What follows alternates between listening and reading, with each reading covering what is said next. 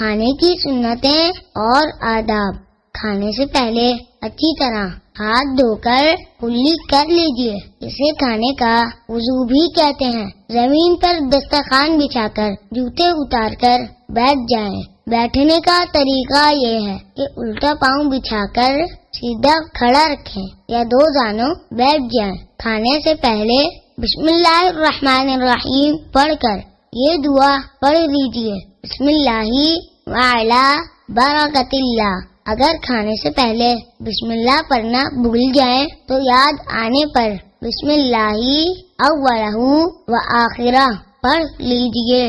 سیدھے ہاتھ سے چھوٹا نوالا بنا کر اپنی طرف سے کھائیے۔ کوئی نوالا یا چاول کا دانہ دسترخوان پر گر جائے تو اٹھا کر کھا لیجئے۔ برتن کو خوب صاف کر کے انگلیاں بھی چاٹ لیجئے۔ کھانے کے بعد یہ دعا پڑھیے، الحمدللہ الذی اطعمنا وسقانا وجعلنا مسلمین۔ آخر میں اچھی طرح ہاتھ دھو کر کلی کر لیجئے۔